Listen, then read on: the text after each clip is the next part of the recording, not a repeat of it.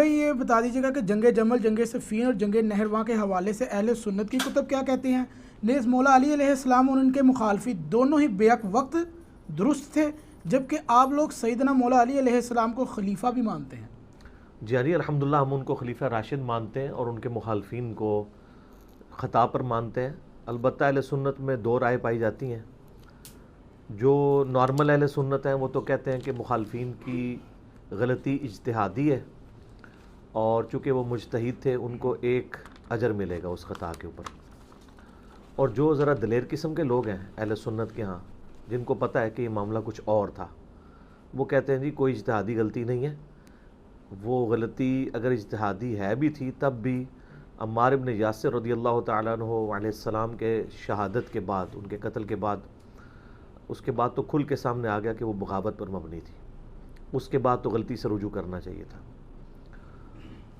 تو لیکن یہ طبقہ ذرا تھوڑا ہے، لیکن اس کے اوپر اتفاق ہے کہ غلطی سارے مانتے ہیں۔ بخاری اور مسلم دونوں میں حدیث موجود ہے، نبی علیہ السلام نے فرمایا کہ حاکم وقت اگر اجتہاد کرے اور اس کا اجتہاد صحیح ہو تو اسے اللہ تعالیٰ کی طرف سے 2 اجر ملیں گے، اور اگر اس نے اجتہاد غلط کیا تو 1 اجر اس کو ملے گا۔ یہ حدیث حاکم کے بارے میں تھی، یعنی مولا علی علیہ السلام اگر جنگ جمل صفین نہروان پہ معاذ اللہ غلطی پر ہوتے تو ان کو 1 اجر مل ہی جاتا، اور جو وہ اب درست ہیں الحمدللہ، اہل سنت اہل تشیع دونوں مانتے ہیں، اور بخاری مسلم میں درجنوں حدیث اس پر گواہ ہیں، تو ان کو 2 اجر ملیں گے۔ مخالفین کے اجر کی تو کہیں بات ہی نہیں ہے، یہ خام خواہ گھسیٹ کے مخالفین کو اس میں شامل کرنا۔ اس میں الفاظ تو پڑھیں بخاری مسلم کے کہ حاکم وقت اگر اجتہاد کرے، حاکم کی پوسٹ بڑی ہے نا، کہ وہ اگر یہ اجتہاد کرتا ہے کہ مجھے اب ریٹ آف دی گورنمنٹ کو کوئی پارٹی چیلنج کر رہی ہے تو میں نے اب اس کے ساتھ کس طریقے سے بیہیو کرنا ہے، اور اس میں وہ پھر اگر قتال بھی ان کے خلاف کرتا ہے تو یہ اس کا ڈیسیژن ہے۔ جیسے سورۃ الحجرات میں ہے کہ اگر مسلمانوں کا کوئی گروہ باغی ہو جائے تو اس کے خلاف قتال کرو، یہاں تک کہ اسے یعنی مین سٹریم کے اندر لے آؤ۔ اس سورۃ الحجرات کی آیت کے تحت اہل سنت کی آپ تفسیر اٹھا کے دیکھ لیں تو وہ کہتے ہیں اس کی نمائندہ مثال سیدنا علی کی جنگیں ہیں، کیونکہ پہلے 3 خلفائے راشدین کی جنگیں جو ہیں وہ تو ان میں کوئی جنگ آپ کو مسلمانوں کے خلاف نہیں ملتی ہے۔ سیدنا علی کی جنگیں تینوں ہی مسلمانوں کے خلاف ہوئی ہیں، ان مسلمانوں کے جنہوں نے حاکم وقت کے خلاف بغاوت کی ہے۔ یہی وجہ ہے کہ سیدنا علی رضی اللہ تعالیٰ عنہ کی تمام جنگوں پہ آپ کو بخاری مسلم میں درجنوں احادیث مل جاتی ہیں۔ اور یہ میں نے جو واقعہ کربلا والا ریسرچ پیپر لکھا ہے 5B، جس میں 200 احادیث میں نے جمع کی ہیں، میں اکثر جس کا تعارف کرواتا ہوں، اس میں جنگ جمل صفین نہروان کے اوپر درجنوں احادیث بخاری مسلم سے موجود ہیں۔ ایک بنیادی حدیث جو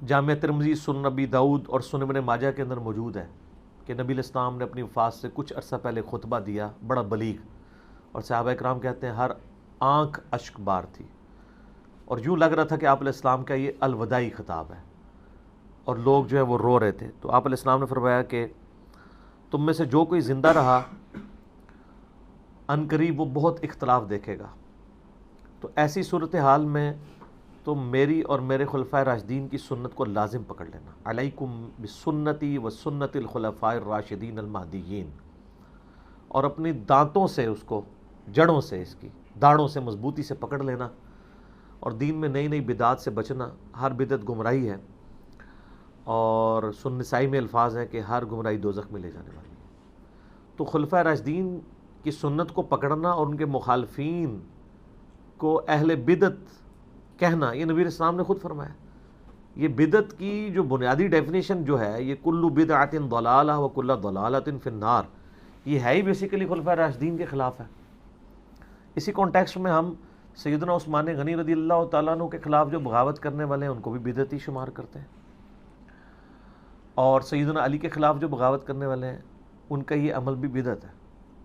اور سیدنا علی کے حوالے سے تو درجنوں احادیث موجود ہیں، میں نے اس ریسرچ پیپر میں ڈالی ہیں۔ اس میں ایک وہ بنیادی حدیث جو ساری جنگوں کو کور کرتی ہے، وہ مسند امام احمد میں حدیث موجود ہے، المستدرک للحاکم میں موجود ہے، سنن نسائی الکبریٰ میں خصائص علی والے چیپٹر میں ہے۔ نبی علیہ السلام اپنی ایک بیوی کے گھر سے باہر نکلے، اور صحابہ کرام کہتے ہیں ہمارے ساتھ سیدنا ابوبکر عمر بھی موجود تھے اور باقی اصحاب بھی۔ تھوڑی دور جا کے آپ علیہ السلام کی جوتی ٹوٹ گئی، تو آپ نے جوتی اتار کے اپنی سیدنا علی کو دی گانٹنے کے لیے، اور پھر کہتے ہیں کہ ہم چل پڑے پیدل. تھوڑی دور جا کے نبی علیہ السلام کھڑے ہو گئے کہ حضرت علی چونکہ جوتی گانٹ رہے تھے تو ان کا انتظار کرنے کے لیے.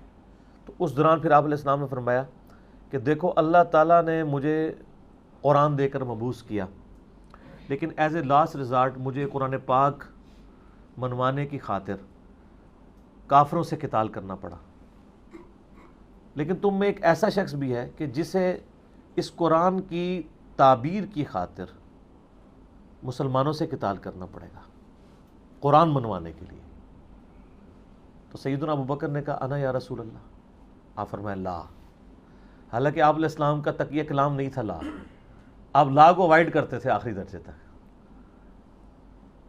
سیدنا عمر نے کہا انا یا رسول اللہ. آپ فرمایا لا، بلکہ وہ شخص ہے جو میری جوتیاں گانٹ رہے ہیں. صحابہ دوڑے مولا علی کی طرف کہ آپ کے بارے میں یہ خوشخبری نبی علیہ السلام نے دی ہے کہ آن دا بہاف آف پروفٹ آپ مسلمانوں کے خلاف قتال کریں گے، جس طرح کہ نبی علیہ السلام نے قرآن منوانے کے لیے کافروں کے خلاف قتال کیا. تو سیدنا علی یہ بات سن کے صحابہ کہتے ہیں مسکرا پڑے. تو ہم سمجھ گئے کہ مولا علی کو یہ بات پتہ تھی کہ انہوں نے آن دا بہاف آف پروفٹ یہ جنگیں کرنی ہیں. اس صحیح حدیث کے بعد یہ تو وہم نکل گیا کہ سیدنا علی کو کسی جنگ کے اوپر کو پچھتاوا تھا.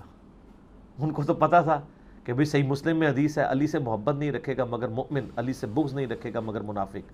صحیح مسلم 240. جس کی محبت ایمان کا حصہ ہو. اور اس حدیث میں تو خود مولا علی کہہ رہے ہیں صحیح مسلم کی کہ اس ذات کی قسم جس نے دانے کو پھاڑ کے اناج اگایا اور مخلوقات کو پیدا کیا، نبی امی نے مجھ سے یہ عہد لیا تھا کہ اے علی صرف مؤمن ہی تجھ سے محبت کرے گا اور صرف منافق ہی تجھ سے بغض رکھے گا. جس بندے کی محبت ایمان کا لٹمس ٹیسٹ ہو اس شخص کو اپنے معاملات میں کیسے شک ہو سکتا ہے؟ ہو ہی نہیں سکتا. باقی یہ المصنف ابن ابی شیبہ میں جو روایتیں آتی ہیں کہ سیدنا علی جنگ جمل کے بعد روتے تھے، وہ اس لیے نہیں روتے تھے کہ ان کو یہ تھا کہ میں نے کوئی جنگ غلط کی ہے، وہ اس لیے روتے تھے کہ کاش مسلمانوں میں جنگیں نہ ہوتی. جس طرح کہ سورہ مریم میں آتا ہے کہ سیدہ مریم کو جبرائیل نے آ کے عیسیٰ علیہ السلام کی بشارت دی. اس کے بعد تو شک نہیں رہنا چاہیے تھا، لیکن جب حضرت عیسیٰ کی ولادت ہوئی تو وہ کیا کہتی ہیں، کاش میں بھولی بسری ہو گئی ہوتی، مجھے دن نہ دیکھنا پڑتا کہ میں اپنی قوم کا سامنا کیسے کروں گی. اس کا یہ مطلب نہیں تھا ان کو جبرائیل کے وعدے پہ، اللہ کے وعدے پہ شک تھا. انسان ہے نا. تو سیدنا علی کو بھی دکھ تھا اس بات کا کہ کاش یہ دن نہ آتا کہ میں اس وقت بھی نبی علیہ السلام کے ساتھ تھا جب چند لوگ تھے اور عرب میں ہم نے غلبہ حاصل کیا، پھر رومن اور پرشین امپائر بھی گر گئیں، اور آج ہمارے سامنے مسلمانوں کا شرازہ بکھر رہا ہے اور میں اپنی کوشش کے باوجود اس کو سنبھال نہیں پا رہا مسلمانوں کی اندر کی ریشہ دمانیوں کی وجہ سے. تو اس کی وجہ سے وہ غم کھایا کرتے تھے، گریا کیا کرتے تھے. تو یہ یعنی بنیادی حدیث ہے کہ آپ کو قرآن کی تعبیر کی خاطر جہاد کرنا پڑا مسلمانوں کے خلاف. اور وہ جنگ جمل، صفین، نہروان تینوں ہمارے پاس موجود ہیں. المصنف ابن ابی شیبہ جو امام بخاری مسلم کے استاد ہیں، ان کی جو کتاب المصنف ابن ابی شیبہ ہے آلموسٹ 38-39 ہزار احادیث کا مجموعہ ہے. اس کا آخری چیپٹر آپ پڑھ لیں، جنگ جمل، صفین، نہروان تینوں کے اوپر علیحدہ چیپٹر ہیں کتاب الجمل میں. میں نے کئی دفعہ دکھائے ہیں، وہ آلموسٹ میجورٹی حدیثیں میں نے اپنے ریسرچ پیپر میں کور کی ہیں، وہ ساری آلموسٹ وہاں پہ موجود ہیں. اور کئی حدیثیں بخاری مسلم میں بھی ہیں. آپ جنگ جمل کے بارے میں جو سیدہ عائشہ اور سیدنا طلحہ اور زبیر رضی اللہ عنہم اجمعین کا جو معاملہ ہوا، وہ ڈیٹیل طلب ہے میرے، اس کے اوپر جنگ جمل کے اوپر کلپ لاکھوں لوگوں نے دیکھے ہیں، وہ آپ دیکھ سکتے ہیں. مسند احمد میں حدیث ہے، مجموع الزوائد میں ہے، المستدرک الحاکم میں اور کئی کتابوں میں کہ نبی علیہ السلام نے فرمایا میری اس بیوی کا کیا حال ہوگا جس پہ حوب کے کتے بھونکیں گے. حدیث حوب پہ میرا کلپ لاکھوں لوگوں نے دیکھا، آپ یوٹیوب پہ دیکھ لیں. سیدہ عائشہ جب نکلی جنگ جمل کے لیے، اس وقت تو جنگ کا ارادہ نہیں تھا، بعد میں معاملات بگڑ گئے. تو حوب نامی جگہ پہ جب پڑاؤ کیا، وہاں پہ کتے بھونکے، تو انہوں نے کہا میں تو اب آگے نہیں جاؤں گی، میں نے تو نبی علیہ السلام سے سنا تھا کہ میری ایک بیوی کے ساتھ ہی معاملہ ہوگا. تو حضرت زبیر نے کہا کہ نہیں اماں آپ آگے چلیں، آپ کی وجہ سے شاید کوئی صلح ہو جائے. صلح کیا ہونی تھی، پھر وہ لڑائی والا معاملہ ہی ہوا. سیدنا علی کی شفقت کی وجہ سے حضرت عائشہ کی بھی جان بخشی ہوئی، انہوں نے بڑی عزت کے ساتھ ان کو واپس ان کے بھائی محمد بن ابی بکر کے ساتھ بھیج دیا. اب بھائی ان کا محمد بن ابی بکر حضرت علی کے ساتھ تھا کیونکہ اس کی پرورش ساری حضرت علی نے کی تھی. حضرت بکر صدیق کی جو ایک بیوی تھی نا، اسماء بنت امیس، حضرت ابوبکر کی وفات کے بعد ان سے نکاح کر لیا تھا مولا علی نے، اور اسی سے محمد بن ابی بکر تھا۔ محمد بن ابی بکر کی اس وقت عمر آلموسٹ ہوگی کوئی 5-6 سال، تو اس وقت سے پھر حضرت علی نے ان کی پرورش کی ہے، اور وہ سیدہ عائشہ کو خیمے میں جا کے سمجھاتا تھا کہ آپ یہ غلط طرف جا رہی ہو۔ بعد میں حضرت عائشہ روتی تھی، صحیح بخاری میں آتا ہے، اور کہتی تھی مجھے میری سوکنوں کے ساتھ دفن کرنا، میں نہیں چاہتی کہ نبی علیہ السلام، ابوبکر، عمر کی وجہ سے لوگ میری تعریف کریں۔ اور مصنف ابن ابی شیبہ میں موجود ہے کہ مجھے نبی علیہ السلام کے بعد مجھ سے ایک ایسا نیا کام سرزد ہو گیا، اب میں بدعت کا لفظ نہیں بولتا، اردو میں ترجمہ کر دیتا ہوں کہ یہ والا معاملہ، اور اس پہ شیخ البانی نے باقاعدہ سلسلہ حدیث صحیحہ میں کمنٹس کیے کہ اس نئے کام سے مراد ان کا جمل کے لیے نکلنا تھا، کیونکہ قرآن میں موجود ہے نبی کی بیویوں گھروں میں ٹھہری رہو، تو ان کو اس بات کا غم تھا کہ مجھ سے یہ غلط کام ہوا ہے۔ اور یہ یعنی جنگ جمل کے حوالے سے واضح حدیث موجود۔ پھر عمار بن یاسر والی حدیث تو بخاری مسلم دونوں میں ہے کہ سیدنا عمار بن یاسر کو نبی علیہ السلام دیکھا غزوہ خندق کے موقع کے اوپر یا مسجد نبی کی تعمیر کے دوران، باقی لوگوں نے ایک ایک پتھر اٹھایا ہوا ہے اور انہوں نے 2 بھاری پتھر اٹھائے ہوئے ہیں، یعنی اتنے وہ دین کے لیے جذبہ کرنے والے تھے۔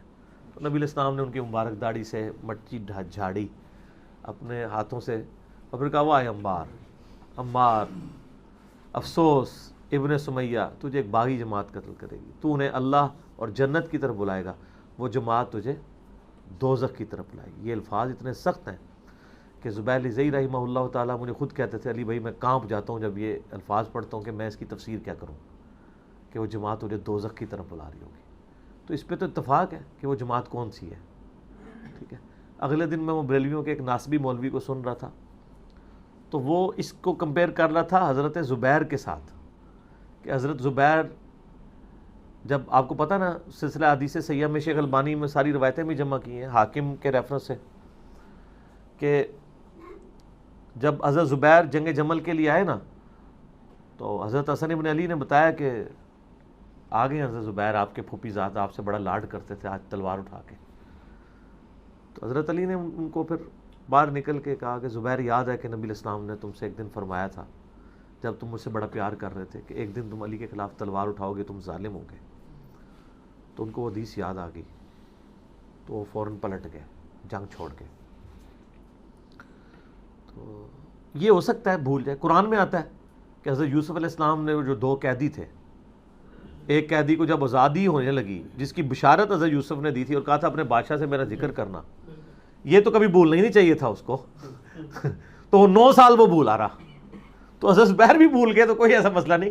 اگر کوئی اس حدیث پہ اعتراض کرتا ہے تو قرآن میں تو اس سے بھی بڑا واقعہ ہے، تو اس کا بھی آپ مذاق اڑائیں گے، یہ ہو سکتا ہے شیطان جب بھلا دے تو وہ حضرت علی کے فوجی نے جا کے قتل کر دیا۔ جب حضرت علی کو خبر پہنچی تو انہوں نے کہا کہ میں زبیر کے قاتل کو جہنم کی بشارت دیتا ہوں، کیونکہ نبی علیہ السلام نے فرمایا تھا کہ زبیر کا قاتل دوزخ میں ہے۔ تو وہ شخص پھر کہنے لگا ہم آپ کی خاطر، ان کا میں نے تمہیں بھیجا تھا، اسی لیے اطاعت امیر کا حکم ہے، تو وہ پھر خارجیوں میں شامل ہو گیا۔ تو ناسبی مولوی جو ہے نا وہ بریلویوں کا، وہ کہتا ہے کہ جی اس بنیاد پہ پھر آپ حضرت علی کی پارٹی کو بھی پھر دوست کی پارٹی کہیں، کیونکہ حضرت علی نے خود ہی کہا ہے کہ زبیر کا قاتل جو ہے وہ دوست کی ہے۔ زبیر کے قاتل کو دوست کی کہا ہے نا، اس قاتل کی جماعت کو تو دوست کی نہیں کہا، اس کو تو مولا علی خود کہہ رہے ہیں۔ یہاں الفاظ ہے کہ عمار کو ایک باغی جماعت قتل کرے گی، اس پوری پارٹی کو جو مولا علی کے خلاف کھڑی ہے باغی جماعت دوزخ کی طرف لانے والی کا۔ تو آپ دیکھیں چھوٹے چھوٹے فرق کے ساتھ یہ منطق لڑا کے کس طرح اینالوجی سیم بنانے کی کوشش کرتے ہیں، ٹھیک ہے۔ تو یہ کیا سمجھتے ہیں لوگ گھاس کھاتے ہیں، ہمیں نہیں پتا کہ آپ 2 بالکل ڈیفرنٹ چیزوں کو ایک بنا کے پیش کر رہے ہیں۔ تو یہ کلپ میں نے حالیہ دنوں میں دیکھا، تو وہ ایک ٹی وی چینل پہ، ایک انگلینڈ سے ٹی وی چینل چلتا ہے، تو وہ ناسبی بیٹھ کے تو اس طرح کی باتیں کر رہا تھا۔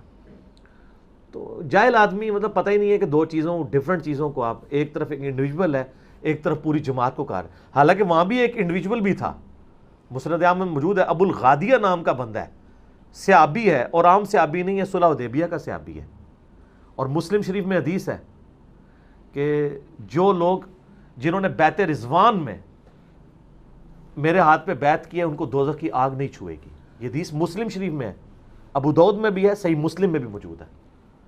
ابو الغادیہ جو ہے وہ اصحاب شجرہ میں سے ہے، لیکن اس حدیث کے تحت دوسری طرف مسند احمد میں وہ خود ہی ابو الغادیہ کا چیپٹر آپ نکال لیں، ابو الغادیہ پوری زندگی روتے تھے کہ مجھ سے عمار ابن یاسر کا قتل ہو گیا، ٹھیک ہے، اور وہ کہتے تھے کہ نبی علیہ السلام نے تو فرمایا تھا عمار کا قاتل اور مال لوٹنے والا دوزخ میں ہے، وہ روتے تھے۔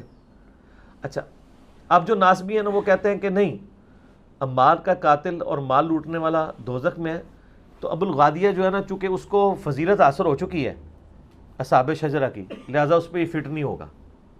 اچھا، حالانکہ خاص دلیل سے عام ختم ہوتی ہے، عام دلیل سے خاص چیز نہیں ختم ہوتی، وہ عام دلیل ہے، یہ خاص ہے، ٹھیک ہو گیا، یہ خاص چیز جو ہے اس کو عام دلیل سے ختم کر رہے ہیں۔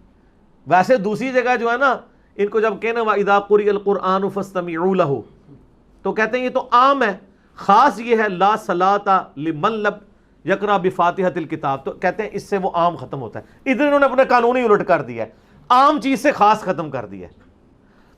ایون ابن حجر اسقلانی نے بھی کیا، شیخ البانی رحمہ اللہ جو محدث اعظم سعودیہ تھے، پھر سعودیہ سے بھی چلے گئے۔ محدث اعظم سعودیہ اس لیے کہا جاتا ہے کہ سعودیہ کا مفتی اعظم بن باز کہتا ہے کہ میں نے نیلی چھتری کے نیچے اس سے بڑا حدیث کا کوئی عالم نہیں دیکھا۔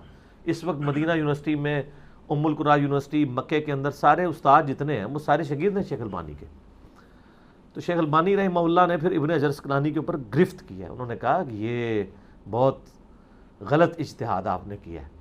جب نبی علیہ السلام اس کو کہہ رہے ہیں کہ مار کا قاتل اور مال لوٹنے والا دوزخ میں ہے، تو اب اصحاب شجرہ والی جو فضیلت ہے اس سے وہ باہر نکل گیا، کیونکہ یہ اسپیسیفائی ہو گیا نا، یہ خاص دلیل ہو گئی، ٹھیک ہے۔ باقی وہ دوزخ میں ظاہر ہے ہمیشہ کے لیے نہیں رہیں گے، یہ تو ہم بات نہیں کریں گے، جس نے کلمہ پڑھا الٹیمیٹلی ایک دن اپنا عذاب بھگت کے جنت میں چلا جائے گا۔ لیکن ابو الغادیہ صحابی بھی ہیں، مسند ابو الغادیہ پورا چیپٹر ہے مسند امام احمد میں، اور وہ مسند ابو الغادیہ نکال لیں تو اس میں یہی ساری حدیثیں ہیں، ان کی رونے کی اور یہ کرنے کرانے کی، 4-5 حدیثیں ہیں ٹوٹل، ٹھیک ہے، حدیث کی کتابوں میں۔ تو وہ پوری زندگی روتے تھے اور کہ بھی عمار کا قتل مجھ سے ہو گیا، ان کو بھی یعنی اس چیز کا احساس ہو گیا، لیکن ان پہ صرف فٹ نہیں ہوا۔ بخاری کی حدیث ہے 2812، عمار کو ایک باغی جماعت قتل کرے گی، حالانکہ قتل تو ایک بندے نے کیا ابو الغادیہ نے، اور وہ رو بھی رہا ہے کہ میں نے انڈیویجول نے کیا ہے، لیکن پوری جماعت کو رگڑے میں آ گئی ہے، اس لیے کہ وہ جماعت جو ہے نا اصل میں وہ ایک بغاوت کے اوپر ہے، ٹھیک ہو گیا نا، اس نے پورا سٹانس لیا ہوا ہے۔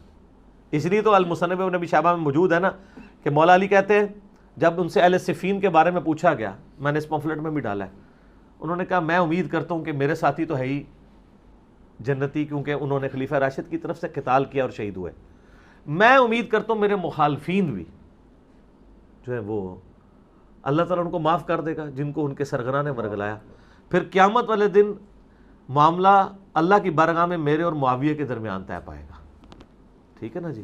یہ حصہ چھپا دیتے ہیں یہاں پہ کچھ اہل حدیثوں نے نا، یعنی حضرت علی کے مخالفین کے دفاع کے لیے کتابیں لکھی ہیں نا، تو وہ اتنا ہی لکھتے ہیں کہ دیکھیں حضرت علی تو خود کہہ رہے ہیں کہ میرے بھی جنتی ہیں، مخالفین بھی جنتی ہیں، آخری الفاظ نہیں نکالتے کہ پھر معاملہ میرا اور معاویہ کے درمیان طے پائے گا، ٹھیک ہے نا۔ یہ بھی حضرت علی کی اسیسمنٹ ہے، ہو سکتا ہے کہ صرف حضرت معاویہ والا معاملہ نہ ہو، باقیوں کا بھی ہو، یہ ان کی ایک امید ہے، انہوں نے کہا مجھے امید ہے، وہ تو اللہ نے فیصلہ کرنا نا، آخرت کا فیصلہ تو ہم یہاں بیٹھ کے نہیں دنیا میں کرتے۔ دوسری طرف المصنف ابن ابی شیبہ میں مولا علی نے قنوت نازلہ بھی پڑھی ہے، اللہم علیک بمعاویہ و شیعہ، اے اللہ معاویہ اس کے شیعہ کو برباد کر، عمر ابن عاص اور اس کے شیعہ کو برباد کر، جو ہے ابا سلمی اور اس کے شیعہ کو برباد کر۔ ان کو تو انہوں نے معاف نہیں کیا۔ اہل جمل کے بارے میں تو آپ نے مطلب نرم رویہ رکھا ہے، کیونکہ ظاہر ہے وہ حضرت طلحہ بھی چھوڑ گیا، المصلی الحاکم میں آتا ہے، تو مروان نے خود ہی ان کے گھٹنے میں تیر مار دیا کہ اس کی وجہ سے جنگ ہم ہار گئے، تو اہل جمل کو بھی معاف کر دیا۔ اور آپ اہل نہروان والوں کے بارے میں آ جائیں تو بخاری مسلم میں حدیثیں ہیں کہ نبی علیہ السلام نے فرمایا تھا کہ اس طرح کی ایک قوم نکلے گی، اور جب میرے مسلمانوں میرے یعنی اس ماننے والوں میں مسلمانوں میں 2 گروہ بن جائیں گے، تو ان میں سے جو گروہ اقرب الی الحق ہوگا وہ قتال کرے گا اس خوارج کی جماعت کے ساتھ، ٹھیک ہے، وہ روئے ارض کے سب سے بہترین لوگ ہوں گے، وہ خوارج کے خلاف لڑنے والے مولا علی کے ماننے والے لوگ جو جنگ نہروان ہوئی ہے۔ اب یہ اقرب الی الحق سے وہ پھر لیتے ہیں، کہتے ہیں جی اس سے پتہ چلا دوسرا بھی حق پہ ہے، نہ دوسرا حق پہ ہو تو بخاری کی وہ حدیث کہاں جائے گی کہ دوزخ کی طرف بلانے والی جماعت، باغی جماعت۔ اقرب الی الحق جو ہے یہ عربی کا سٹائل ہے، پھر میں نے اس پمفلٹ پہ باقاعدہ اس کا جواب دیا ہے کہ اس سٹائل کی یہ تو آیت ہے نا، سورہ آل عمران کی آیت نمبر 167 ہے. غزوہ احد کے موقع پر اللہ تعالیٰ نے منافقین کے لیے کہا کہ وہ اس وقت کفر کے زیادہ اقرب تھے ایمان کی نسبت. تو اس کا مطلب منافقین میں ایمان بھی تھا؟ نہیں، منافق تو ہوتا ہی کافر ہے. تو کہا اقرب، یہ اقرب کا مطلب حق والا اس کے تحت. اور سورہ الکبریٰ البیہقی میں عمار بن یاسر نے فرمایا کہ اہل شام کو یہ نہ کہو کہ وہ کافر ہیں، بلکہ کہو کہ وہ فاسق ہے اور ظالم ہے، کافر ان کو نہ کہو. تو جنگ نہروان کے بارے میں بخاری مسلم میں تو بہت زیادہ حدیثیں ہیں کہ نبی علیہ السلام فرمایا میری امت کے بہترین لوگ ہوں گے جو خوارج کے خلاف قتال کریں گے. تو جمل، صفین، نہروان، یہ سب کی سب جنگیں جو ہیں نا وہ ان پہ مولا علی کو حق پہ مانا جاتا ہے. باقی رہا اجتہادی والا معاملہ، تو میں نے بتایا کہ دلیر لوگ جو ہیں وہ تو مانتے ہیں. میں نے مسند احمد سے حدیثیں پیش کی ہیں کہ امیر شام کے سامنے جب عمار بن یاسر کا سر لا کے رکھا گیا، انہوں نے ادھر بھی تعویل کر دی ہے کہ ہم تو اس کے قاتل نہیں ہیں، نہ علی لے کے آتا تو نہ قتل ہوتا. پھر حضرت علی تک جب بات پہنچی، انہوں نے کہا پھر حمزہ کے قاتل نبی علیہ السلام ہے، نہ حمزہ کو لے کے جاتے تو انہوں نے قتل ہوتا. یہ پکی دی تھی، مولا علی بھی پکی دیتے سر. الزامی جواب، اینٹی وینم. تو یہ مطلب اس طرح کی لیم ایکسکیوزز اس زمانے میں لوگ پیش کرتے تھے. اب یہ آپ اگر یہاں پہ حدیثیں پڑھیں تو میں نے یہاں پہ ان حدیثوں کے اینڈ پہ نا علامہ بدر الدین عینی حنفی، دو امام ہیں جنہوں نے ایک زمانے میں بخاری کی شروحات لکھی ہیں. ابن حجر اسقلانی 852 ہجری میں فوت ہوئے ہیں، فتح الباری لکھی ہے، پوری دنیا میں مشہور ہے.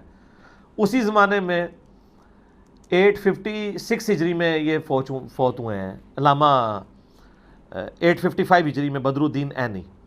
انہوں نے لکھی ہے عمدۃ القاری، بخاری کی شرح. ٹھیک ہو گیا؟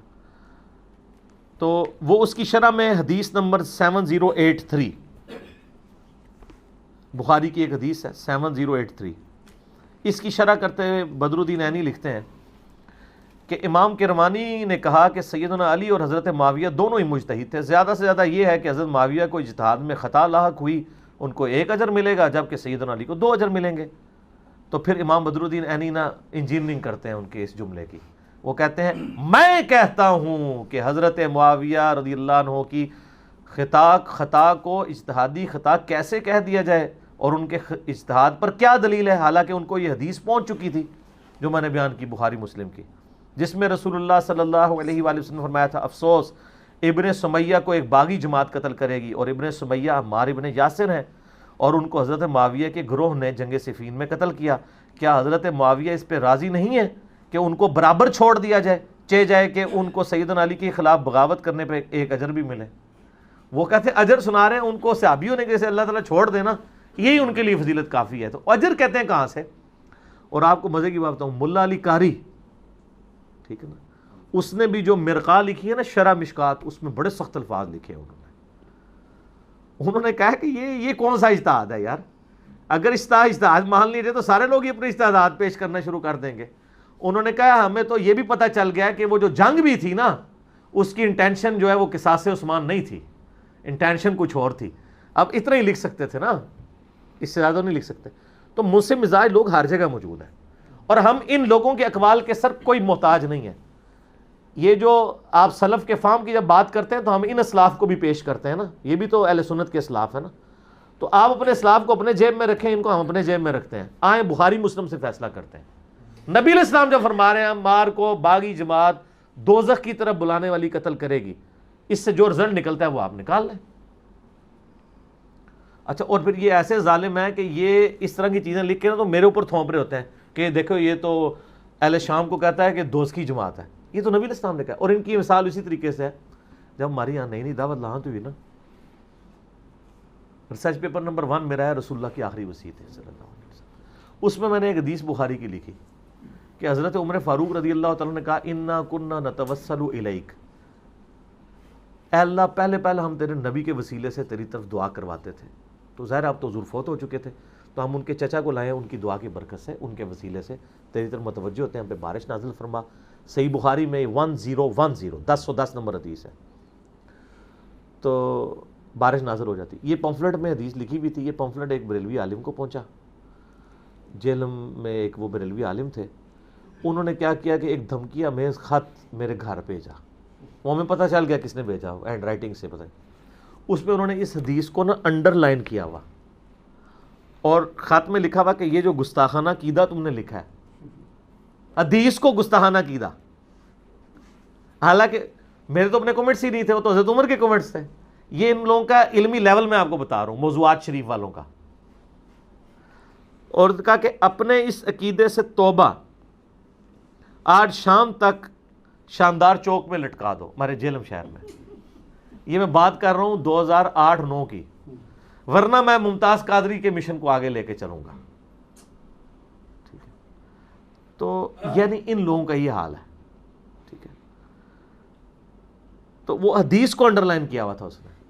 ادھر بھی نہیں، یہ ہمارے جب جواب دیتے ہیں نا، پوسٹیں لگاتے ہیں یا پمفلٹ کا جواب دیتے ہیں، وہ حدیث کے الفاظ کو میرے منہ میں ڈال رہے ہوتے ہیں کہ یہ کہہ رہا ہے دوزخ کی طرف لانے والی جماعت. ٹھیک ہے، میں نے اللہ کے فضل سے یہ 200 روایتیں جو کربلا کے اوپر جمع کی ہیں پس منظر پہ، جمل، صفین، نہروان، شہادت عثمان رضی اللہ عنہ علیہ السلام کے اسباب، کہیں پہ بھی اپنے ذاتی کومنٹس کو ایک رزلٹ کے طور پہ نہیں پیش کیا. جو کچھ حدیث میں لکھا ہوا ہے، حالانکہ بڑے بڑے سخت الفاظ تھے، لیکن میں نے ان کو حدیث میں ہی رہنے دیا کہ یار آپ خود فیصلہ کر لیں. آپ اگر آپ یہ سمجھتے ہیں ان حدیثوں کو آپ آن کرتے ہیں تو اپنے ممبر پہ حدیثیں بیان کر دیں، خود شرح اس کی بیان کر دیں. آپ کی عوام خود ہی پوچھ لے گی کہ یار یہ کیا، وہ کہے گی یہ تو شرح بنتی نہیں ہے. ٹھیک ہے، یہ شرح تو یہ نہیں ہے، یہ تو شرح ہے، شرح نہیں ہے. تو جنگ جمل، صفین، نہروان پہ اہل سنت کا موقف یہ ہے کہ مولا علی حق پہ تھے، لیکن مخالفین کو ہم کافر نہیں کہتے، فاسق اور ظالم سمجھتے ہیں، اہل بدعت سمجھتے ہیں.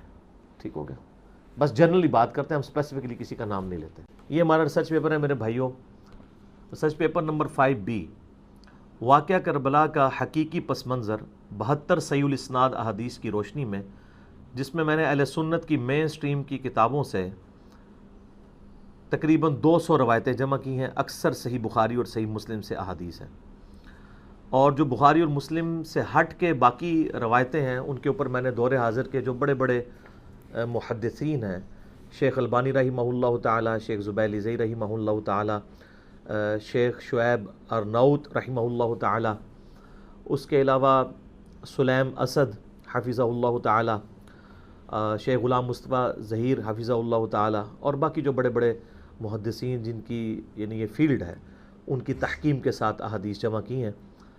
اور آلموسٹ سنی شیعہ کنفلکٹ کے اوپر کربلا کے کانٹیکسٹ میں جتنی باتیں میں نے اس میں کور کی ہیں، یعنی خلافت راشدہ کی مدت کتنی تھی، خلفائے راشدین کون ہیں علیہم الرضوان و علیہم السلام اجمعین، اس کے بعد شہادت عثمان کے اصلی اسباب کیا تھے بخاری اور مسلم کی روشنی میں، اس کے بعد جنگ جمل، صفین، نہروان، اور پھر اس کے بعد حضرت معاویہ رضی اللہ تعالیٰ عنہ کا دور ملوکیت، اور پھر صلح حسن، پھر الٹیمیٹلی یزید کا ولی عہد بننا، اور پھر حکومت سنبھال کر سیدنا حسین ابن علی رضی اللہ تعالیٰ عنہما و علیہم السلام کی مظلومانہ شہادت تک.